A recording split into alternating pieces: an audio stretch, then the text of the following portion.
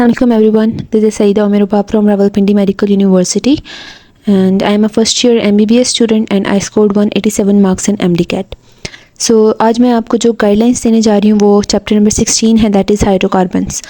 तो हाइड्रोकार्बन्स का जो चैप्टर है it is a kind of a lengthy chapter और इसमें बहुत ज़्यादा टाइम भी लगता है इसको कवर करने में और इसमें कॉन्सेप्ट्स क्लियर करने में। एंड MCQs भी जो हैं वो इसके काइंड ऑफ ट्रिकी MCQs आते हैं। तो सबसे पहले जो है ना आपको इसकी कुछ स्ट्रक्चर्स जो हैं, जो कॉमन स्ट्रक्चर्स हैं इस चैप्टर में, उनके नेम्स आने चाहिए, ठीक है।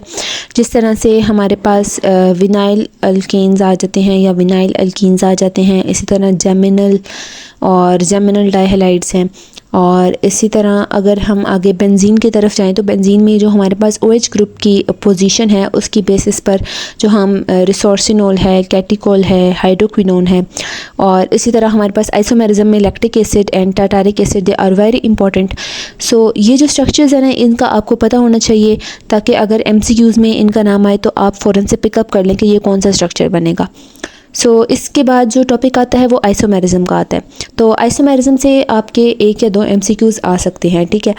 तो आइसोमेरिज्म में फ़र्स्ट ऑफ़ ऑल आपको डिफरेंट टाइप्स ऑफ आइसोमेरिज्म का पता होना चाहिए। इसके साथ साथ आपको पता होना चाहिए कि कौन से कंपाउंड्स वो particular type of isomerism exhibit करते हैं, ठीक है। और इसी तरह अगर हम बात करें अब मेटामेरिज्म जिस तरह से है उसमें आपको जो है कुछ पॉइंट्स याद रखने पड़ेंगे। जिस तरह मेटामेरिज्म कीटोन्स शो करेंगे with odd number of carbon atoms, इसी तरह जो ईथर्स जिनमें even number of carbon atom होगा वो शो करेंगे और सेकेंडरी अमाइंस जिनमें even number of carbon atoms होंगे वो शो करेंगे। तो इस तरह जब आप पॉइंट्स याद कर लेंगे तो आपको MCQs जो हैं उसको सॉल्व करने में आसानी होगी। इसी तरह जो हमारे पास टॉटोमेरिज्म है इट इज़ वेरी इंपॉर्टेंट, इसमें से मोस्ट कॉमनली इसमें से MCQ आ सकता है, ठीक है। जिस तरह हम कह सकते हैं कि जो हमारे पास विनाइल अल्कोहल है और एसिटाल्डिहाइड है ये दोनों एक दूसरे के टॉटोमर्स हैं, ठीक है। तो टॉटोमेरिज्म जो है वो इसमें ज़्यादा कॉन्सेप्ट लगाना पड़ता है, तो इसलिए मोस्ट चांसेस हैं कि इसमें से MCQ आए। ओके, आइसोमेरिज्म के बाद अब हम चलते हैं जो हमारे पास डिफरेंट हाइड्रोकार्बन्स हैं। जिसमें सबसे पहले हमारे पास अल्केन्स आते हैं, ठीक है। तो अब जो अल्केन्स हैं ना उनके रिएक्शंस बहुत इंपॉर्टेंट हैं और इसमें रिएक्शंस में फ़र्स्ट ऑफ़ ऑल जैसे हमारे पास हाइड्रोजनेशन रिडक्शन आ जाती है, ठीक है। और रिडक्शन में कोई भी अल्काइल हैलाइड होता है जिसकी हम लोग हाइड्रोजन से रिडक्शन करवाते हैं, ठीक है। तो अब जो आपने ये जो रिएक्शंस हैं ना, जिस तरह प्रिपरेशन के रिएक्शंस हैं और जो उनके रिएक्शंस जो वो परफॉर्म करते हैं और जिस तरह उनकी प्रिपरेशन होती है, इन दोनों को आपने सेपरेट पॉइंट्स में नोट डाउन करना है और उनके कैटलिस्ट्स को भी। जिस तरह हाइड्रोजनेशन में हम लोग निकल यूज़ करते हैं और जो हम टेम्परेचर यूज़ करते हैं 200 to 300 डिग्री सी, ये जो कैटलिस्ट हैं और जो हमारे पास कंडीशंस हैं रिएक्शन की वो आपने बहुत अच्छे तरीके से करनी है।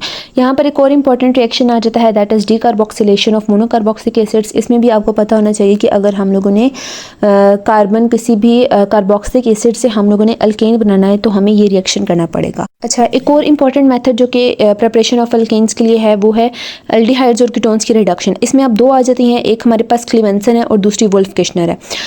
जो हमारे पास क्लीमेंसन है और वुल्फ किश्नर, इन दोनों में आपने याद रखना है कि कौन सा एसिडिक कंडीशंस में हो रहा है और कौन सा बेसिक कंडीशंस में हो रहा है। इसी तरह जो हमारे पास प्रिपरेशन ऑफ अल्केन्स है उसमें वर्ड सिंथेसिस भी बहुत ज़्यादा इंपॉर्टेंट है जिससे हम लोग सिमेट्रिकल अल्केन्स जो हैं वो बना सकते हैं। उसके बाद केमिकल रिएक्शंस आ जाते हैं। केमिकल रिएक्शंस में हाइलोजिनेशन है, हाइलोजिनेशन की आपको प्रेजेंट उसका जो जितने भी स्टेप्स हैं, तीनों स्टेप्स वो पता होने चाहिए। नाइट्रेशन आ जाती है, कंबस्शन आ जाती है और कैटालिटिक ऑक्सीडेशन। अब कैटालिटिक ऑक्सीडेशन में याद रखना है कि जब हम लोग अल्केन से प्रोसीड करेंगे तो हम लोग कार्बोक्सिलिक एसिड तक जा सकते हैं, ठीक है।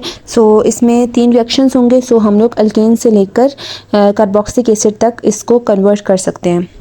अच्छा, उसके बाद अब आ जाते हैं अल्कीन्स। तो अल्कीन्स जो है उसमें भी सबसे पहले प्रिपरेशन देखनी है अल्कीन्स की कि हम उनको प्रिपेयर किस तरह से कर सकते हैं और उसके कैटलिस्ट्स और कंडीशंस उसको बहुत अच्छी तरीके से ध्यान में रखना है, ठीक है।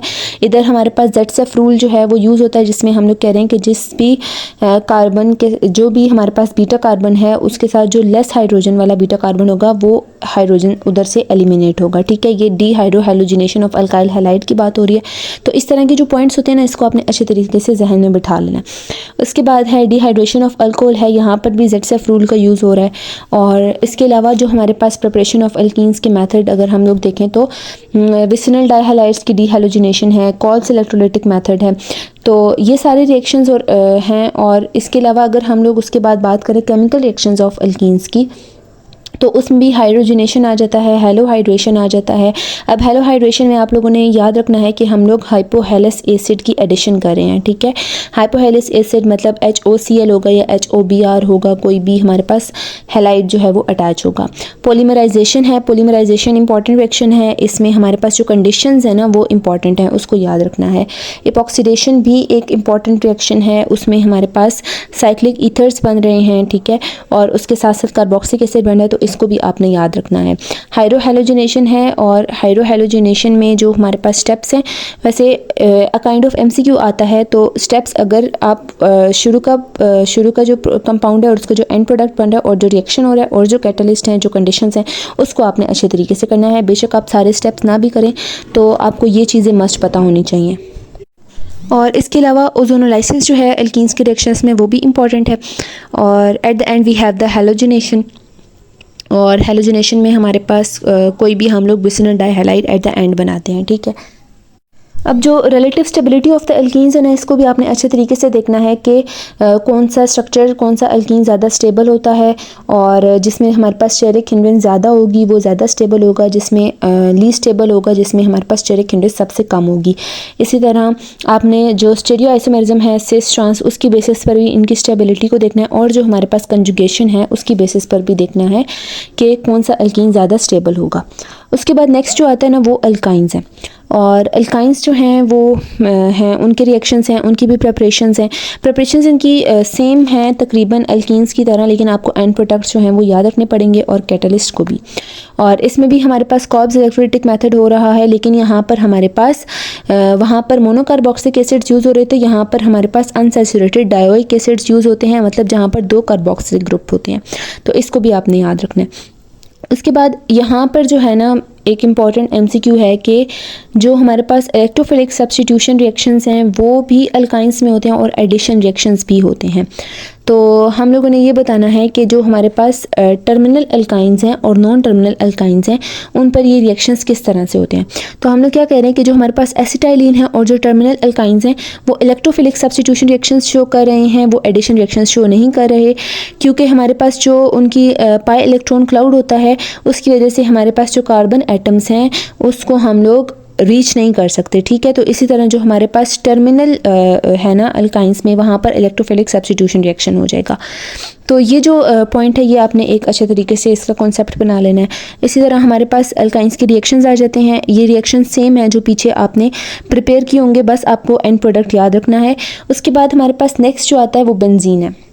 बेंजीन भी हमारे पास एक वेरी इंपॉर्टेंट कंपाउंड है, एरोमेटिक कंपाउंड है। अब जो बेंजीन जो है ना, इसमें आप लोगों ने ये देखना है कि बेंजीन में जितने भी कितने हमारे पास हाइड्रोजन्स हैं, कितने कार्बन्स हैं, और उनके दरमियान कितने कितने बॉन्ड्स बन रहे हैं, ठीक है।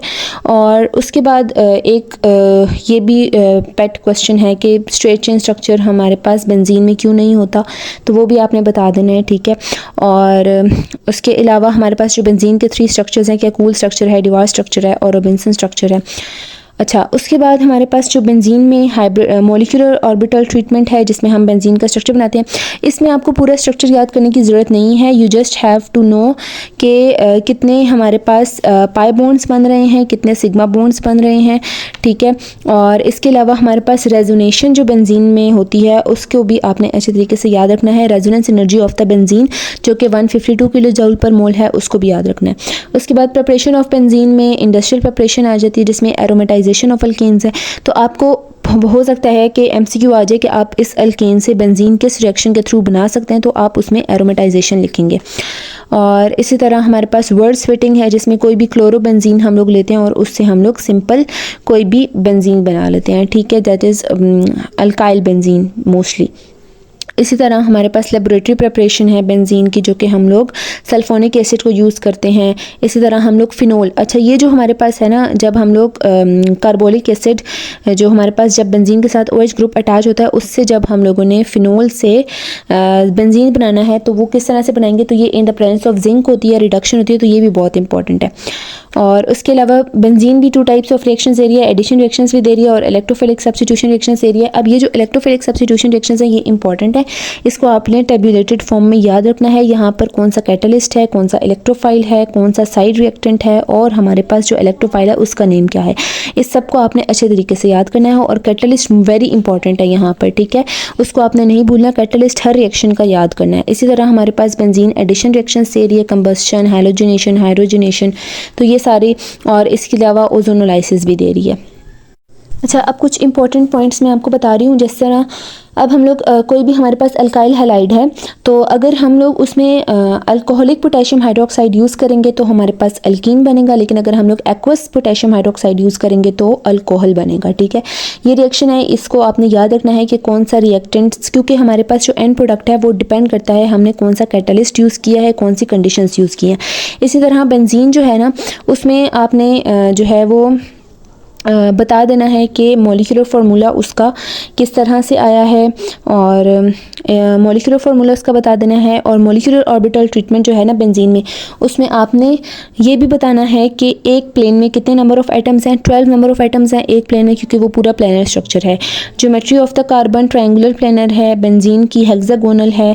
हाइब्रिडाइज्ड ऑर्बिटल्स का नंबर बताना है जो कि 18 है और अनहाइब्रिडाइज्ड का 6 है। तो ये जो चीज़ें ये आपने पॉइंट्स की फॉर्म में लिख देनी है, ताकि एट द एंड ऑफ जब आपका टाइम एंड की तरफ जाएगा तो आप उसको अच्छे तरीके से रिवाइज कर सकें। और इसके अलावा ओजोनोलाइसिस का जो रिएक्शन है उसमें एक इंपॉर्टेंस है कि हम लोग उसको यूज़ करते हैं to check the position of the double bond. तो कोई भी रिएक्शन है अगर उसकी इंपॉर्टेंस लिखी हुई है, उसकी एप्लीकेशन लिखी है, तो उसको भी आपने अच्छे तरीके से याद करना है। सो आई होप सो कि आप इन गाइडलाइन से आपकी अच्छी प्रिपरेशन हो जाएगी, एंड बेस्ट ऑफ लक।